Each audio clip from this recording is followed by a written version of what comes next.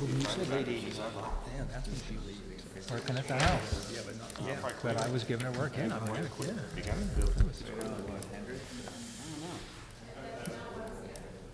Okay, we'll get going again. Thank you for the folks that turned the questions in. Basically what we did is we combined a couple of them. So we're going to have 4 questions, and we'll continue with the rotation that we had going. So the first question is actually going to go to, we'll start with Rob, and then we'll go in that order following around. The question is, what additional amenities and or programs would you like to see in the developed, in this community for active seniors? So the question is, what additional amenities and or programs would you like to see developed in the community for active seniors? Rob. Well, I think that goes back to part of the development and managing the development is that I think we have a, part of the uniqueness of this community is the trail system that we have.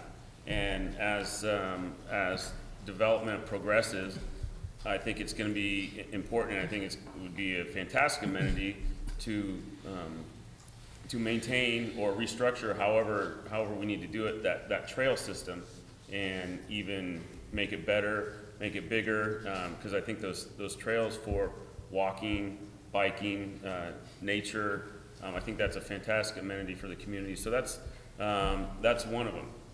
Again, since I moved in here in '97, it was under the promise that there was going to be a community center, and that was quite a while ago. So there's always love to see a community center within the gates that has a pool, fitness center, those types of amenities that people can gather and socialize and stay fit. Okay, thank you. Greg.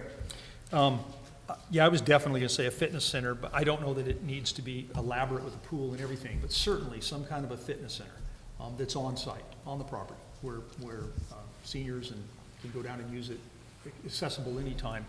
And the other would be the pickleball courts. I know that's been discussed a lot lately, but I think there's a lot of people. It has. Yeah. I'd like to see something done with that as well.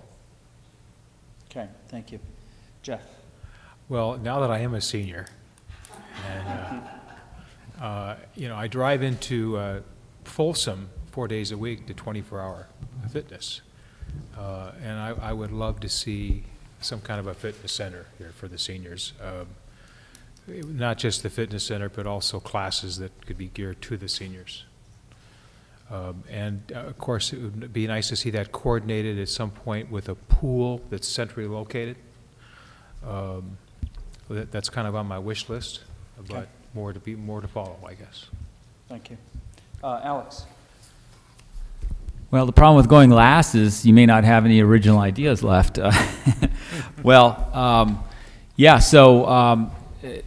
I think the idea of a community center that I talked about for the youth apply for active seniors as well, in the sense that a pool is a great way to get exercise. It's easy on the joints. I know it's easy on my joints when I go in the pool. The trail system as well. That's obviously one way to keep active. Also, if you have the community center, you can have a variety of dance classes, card rooms. We can have all that put together. But I think the key here is that community center. I think that needs to be looked at for this question. Thank you.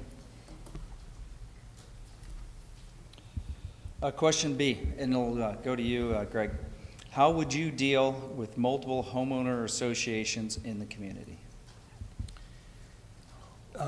Boy, that's so challenging because, I have a passion for the backcountry and the lakes and protecting those, and I know that some of the associations are not entitled to be back there, and so it becomes kind of an issue of who can be, who can't be, so you get into all this enforcement issues, really kind of complicated. Plus, I think it just causes more diversity in the community. So somehow I know a lot of that's regulated and you can't force everybody to, but maybe you could come up with something that would just have some more equality across the central issues, so that everybody was at least in compliance with what the main issues are. Okay, thank you. Jeff, same question. How would you deal with multiple homeowners associations in the community?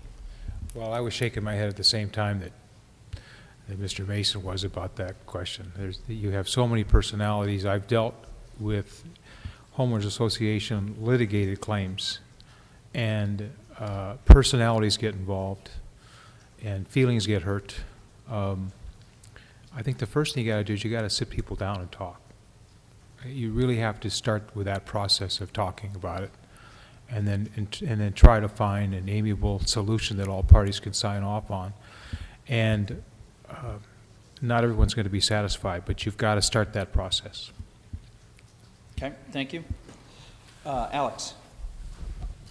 Well, the first thing we have to do is see if there's a merger that's possible. I mean, we have to find out where the common ground is and create a situation where we can craft a merger if that's possible.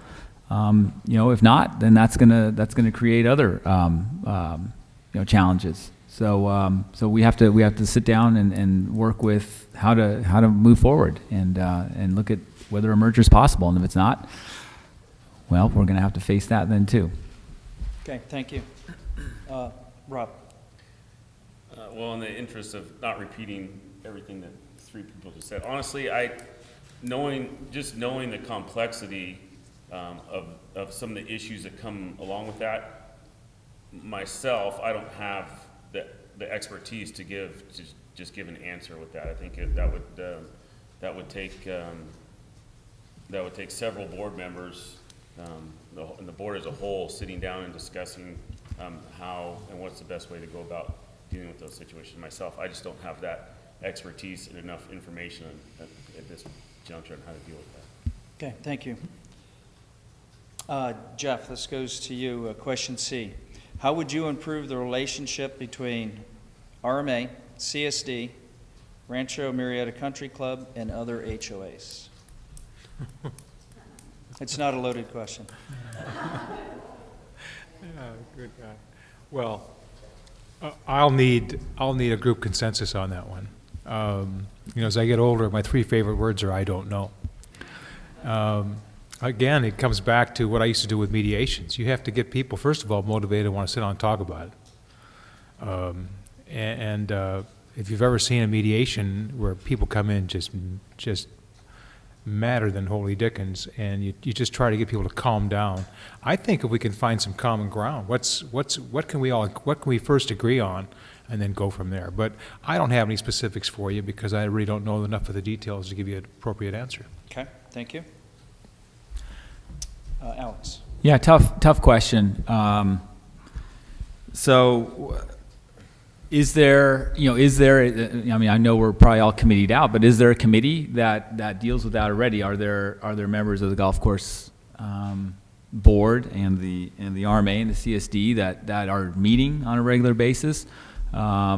If not, then we need to probably look at doing something like that and be able to get some sort of discussion going and talk about how we can create an environment where we can work together more closely, because we have to. I mean, the more united we are, the better off that's going to be for the community. Thank you. Rob? Can you run down those groups one more time? Yeah. How would you improve the relations between RMA, CSD, Rancho Murieta Country Club, and other HOAs? Okay. So, to me, what it comes down to is basically the way I conduct business, even in my professional, and it's building personal relationships.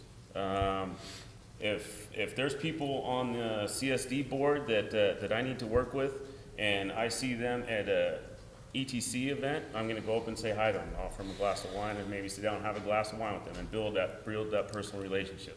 If there's people on the country club board that have issues with RMA, whether it's with tennis or golf, maybe meet them at the country club and just build those personal relationships that basically what this community is all about, and working together. And I think through all the events and all the things that go on in this community, that's not a hard thing to do. You can easily build those those personal relationships. And then if RMA is dealing with people on the CSD board, and you know those people personally, and you have personal relationships with those people, and you know how they are, it's going to be much easier to deal with them and know what they're all about, rather than approaching everything from a strictly business point of view, not knowing who they are, not knowing where they're coming from. So I think that would be my approach to getting to know those people and improving the relations. Thank you. Greg? I think it's really recognizable to understand that you've got so many diverse interests, and people dig in, and people sometimes see compromise as a loss. I think Jeff's definition, it's the definition we've always used in the insurance industry, is a compromise is where nobody's happy at the end. I think, kind of taking a lobbyist approach where you come to different groups and you say, look, it would be in your best interest if we can compromise this. We'll give you this if you'll give us, something we want in return. And at some point, just able to compromise it and see that it's in everyone's best interest to resolve it. Okay, thank you.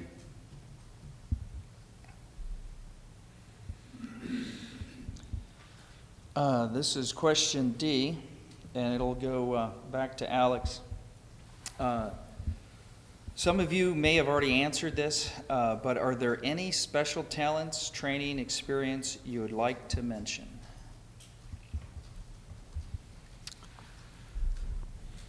Well, yeah, certainly, but I'm limited to 2 minutes, so I'm. So yeah, my service, I think, as a teacher, lends itself to this. I've been dealing with people and finding common ground and working with limited budgets. That's been my professional life.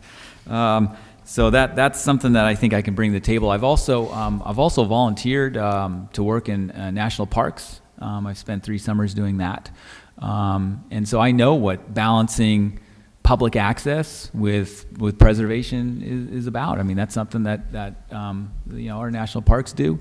I think they do it quite well, and I think I've seen that from behind the scenes. So I think I can bring that here in terms of how can we preserve what we need to preserve, but also give access to to development or whatever else we need to do. So I think those are some of the highlights. Thank you. Rob?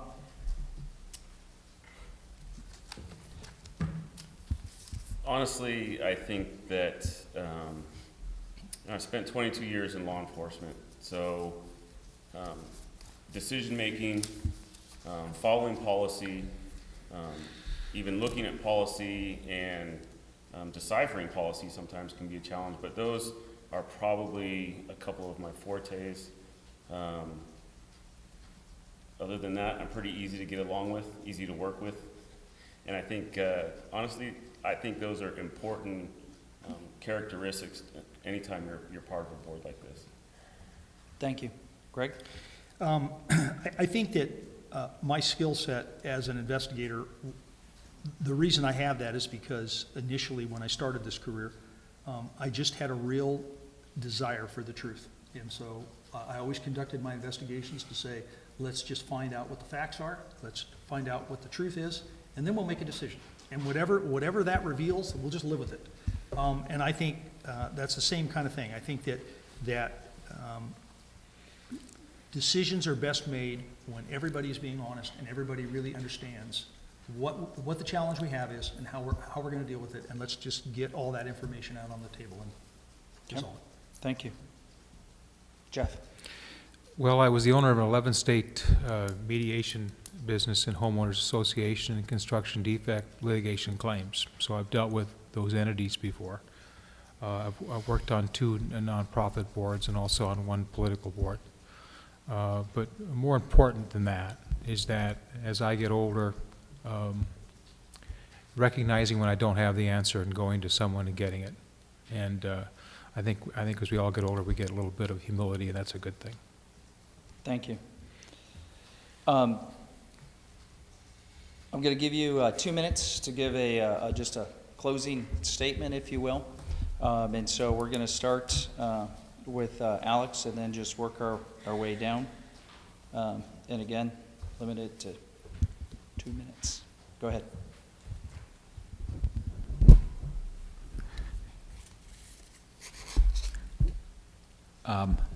Well, since that wasn't on the agenda, I wasn't prepared for it, but I'll wing it. And hold on, let me stop your little clock here. There we go. Okay. It was my mistake. I was supposed to give you 2 minutes to introduce yourself and give an opening statement. So since I didn't do that, I still want you to have an opportunity. I don't want to cheat you out of 2 minutes. No, it's okay. That's the I was guy just- I am, okay? I was I've just got joking. 2 minutes to give you. All in good fun. So I'm actually just going to keep it brief. I think I've pushed my limits on my time today. I just want to be an advocate for you. I want to work for you on your behalf to represent Rancho Murieta in the challenges that we face. And I'm ready to roll up my sleeve, and I want to do it ASAP. And I hope I've been able to tell you a little bit about myself this evening. And again, I've been here since 2000, and it's a wonderful community, and I want to keep it that way. And so let's do it. Thank you. Thank you. Rob? I'll just reiterate kind of my beginning statement is that I've lived in the community for almost 20 years. I have many friends, acquaintances in the community. So every decision I make on this board across that spectrum, from retired folks to people with young kids, every decision that runs through my mind or that I make on the board is taking into consideration how is it going to affect all these people? How is it going to affect all these people? And is it what is best for these people? Is this a good decision for them? And so I'm not a politician. I don't come to the board, again, with an agenda. I come because I want to serve, and I want to keep the community this special place that it is. Thank you. Greg? I think the real challenge being on the board would be that not everybody is going to be happy with every decision that gets made. And I think I can live with that, because overall what you're looking at is not only what's the best interest for the community tomorrow, but what's going to be in the best interest years down the road. And I don't have a crystal ball. I can't see what the future is going to do in terms of the economy, in terms of health issues. I mean, there's all kinds of things that are going to be facing us. I think, though, that I'm pretty good at applying just some sound, good judgment with enough information in front of me. I feel very comfortable saying that's the decision we'll make, and we'll live with that decision and try to make it work. Thank you. And Jeff? Well, one of your board members who's leaving kind of inspired me with what he told me here about 3 or 4 months ago. And what he said was that there was often times when he would have to make a decision or support a policy that he didn't personally agree with, but he thought it was in the best interests of the community. And I really like that, and I think that's what a board member needs to do. Thank you. Thank you. Gentlemen, thank you. Again, let me just remind everybody, ballots will go out starting next week. Please vote early, not necessarily often. We do have the prizes available. Gentlemen, I wish you the best of luck. Thank you for your time. And that concludes tonight's activities. Thank you. Great.